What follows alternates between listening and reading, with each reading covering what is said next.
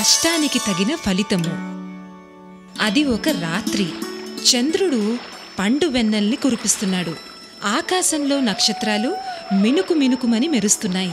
అమర్ నది ఒడ్డునే కూర్చుని నదిలో నీటి వైపు చూస్తూ ఉంటాడు. నది నీటిలో తన నీడను చూసుకుంటూ ఉండగా తన వెనుకాలే ఇంకొకరి నీడ కనిపిస్తుంది. వెంటనే తల త్రిప్పి చూడగా ఒక సుందర దేవకన్య కనిపించింది. అమర్ దేవకన్యను చూస్తూ ఉండగా, దేవకన్య, నీవిక్కడ ఏం చేస్తున్నావు? అమర్, అలలను చూస్తున్నాను, చందమామను చూస్తున్నాను అని అన్నాడు. దేవకన్య, నీవేదైనా పని ఎందుకు చెయ్యవు అని అడిగింది. అమర్, నేను చెయ్యడానికి ఏముంది, ఖాళీగా వృధాగా ఉన్నాను. దేవకన్య, అవునా, నేను నీకు సంపదనిస్తే నీవేం చేస్తావు అని అనింది. అమర్, విలాసాలన్నీ తీర్చుకుంటాను అని చెప్పాడు. పండుగ తర్వాత చేసుకో, మొదట నా ప్రశ్నకు జవాబునివ్వు. ఈ పొలం, అదే మనమిద్దరం నిలబడి ఉన్న ఈ ప్రదేశం ఎవరిది?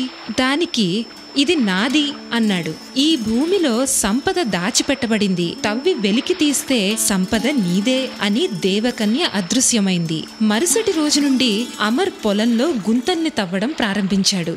అలా పొలం మొత్తాన్ని గుంతలు తవ్వినా కానీ సంపద లభించలేదు. రాత్రి అయ్యింది. పొలంలో నది ఒడ్డునే కూర్చుని ఉన్నాడు. దేవకన్య తిరిగి ఆ ప్రదేశానికి వచ్చింది. అమర్, నీవు అబద్ధం చెప్పావు, పొలంలో సంపద లేనే లేదు. దేవకన్య, సంపదలున్న పెట్టె తాళాలు ఇవ్వదలిచాను. ఇదిగో ఈ ద్రాక్ష విత్తనాలను తీసుకో, కష్టాన్ని నమ్ము. నీ పొలంలో సంపద లభించకపోతే నన్నడుగు అంటూ అదృశ్యమైంది. అమర్ ఆ విత్తనాలను తను తవ్విన పొలంలో నాటి వాటికి నీరు పోయసాగాడు.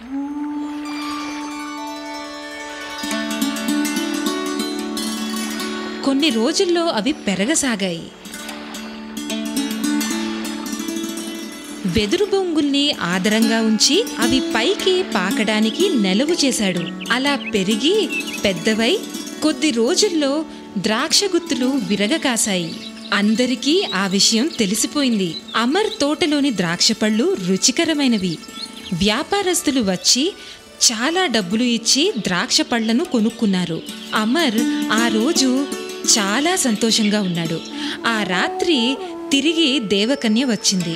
ఎలా ఉన్నావు అమర్, సంపద దొరికిందా? అమర్ వెంటనే తోటలో ద్రాక్ష గుత్తుని తెంపి తీసుకుని వచ్చి దేవకన్యతో, నేను కష్టపడి పండించిన ఫలాన్ని మీరు రుచి చూడండి.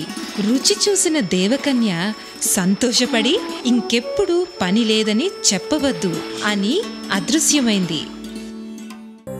ఇహ పరంబులకును నిధి సాధనంబని వ్రాసి చదివి విన్న వారికెల్